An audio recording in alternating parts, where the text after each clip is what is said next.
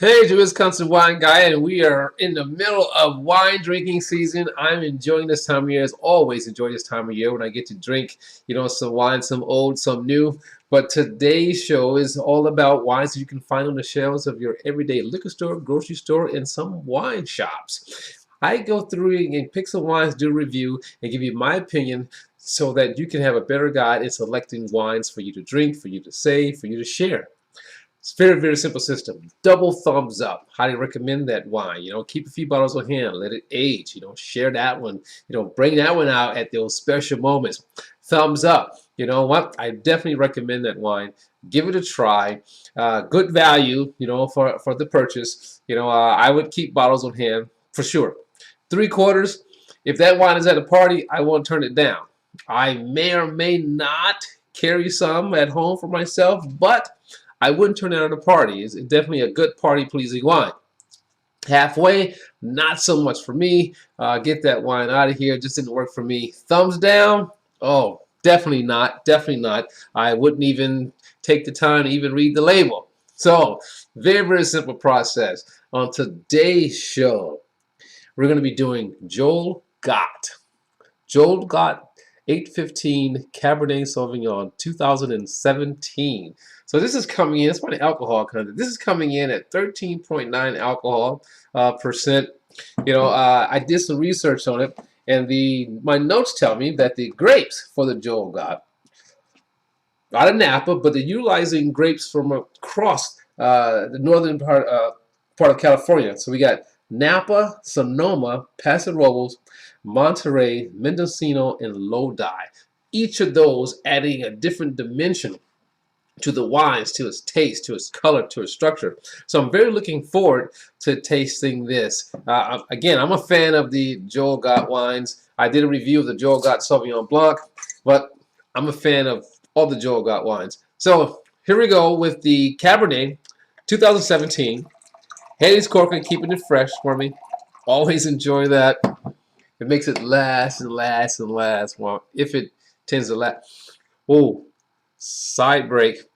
Those plums and dark berries. I mean, just right here. I mean, to me, that's just a fantastic sign, of the wine when you can just smell the fruit before you even put your nose in a glass. I mean, that's phenomenal. Look at that color.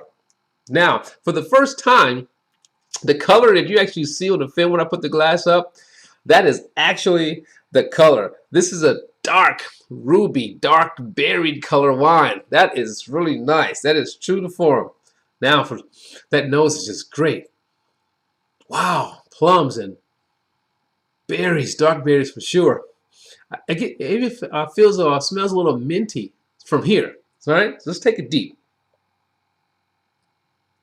Oh, that nose has a lot going on here. There's complexity in this nose. In addition to the fruit, you get a subtle toastiness to it, but that fruit is just right there, blended in on the nose. Wow, that's fantastic. Subtle spiciness. I mean, spice can be attributed to wood, but you can go pepper on the spice. But then a little cinnamon. Nice. Oh, that just smells phenomenal. And then you get that in that background nose, a little bit of vanilla. That is really nice. All right, so two-step process for me. I gotta get my nose out of the glass. I'm just like, wow, I'm in heaven on that aroma. So, two-step process. First step, rinse. Get the wine all over the mouth. Clear everything out. Just only focus. Have your mouth, your palate, just focus only on this wine. Second step, taste. Here we go.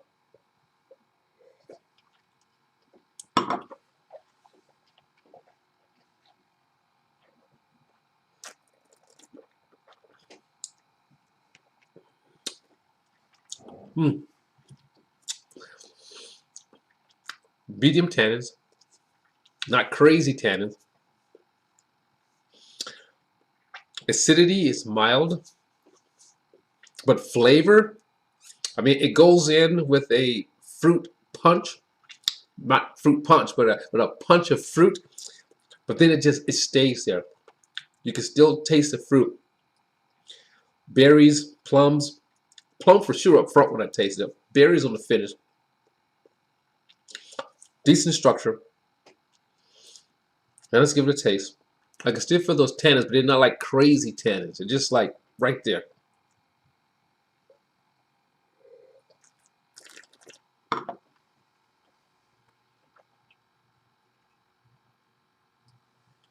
Mm. I like to give a wine a chance to just mellow over my palate and see what the spread's going to be like. Nothing's out of whack here, you know, as far as my palate goes.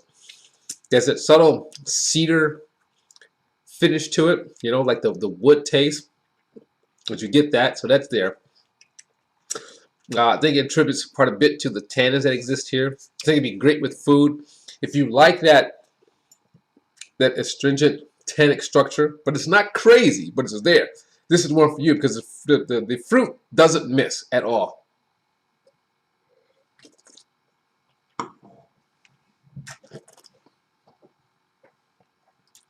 Nice mid palate.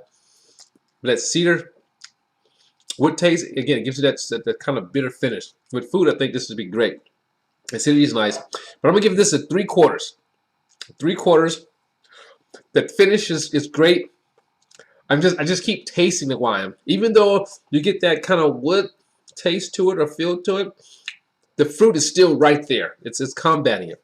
And again, I think it attributes more to a lot more to its tannic structure, but it's not crazy tannins, but you know it's there. So 3/4 on this. You know, I would drink this. You know, I wouldn't turn it down at a party. 2017, so we're like 3 years into it.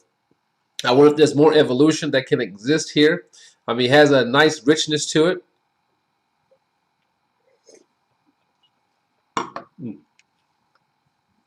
There's that mint. There's a subtle tobacco note to it. And so 3/4. You know, I believe it's a pretty solid Cabernet, 2017 from Joel Gott. There you have it.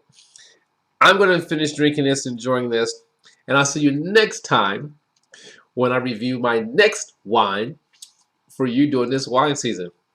Ciao. Enjoy.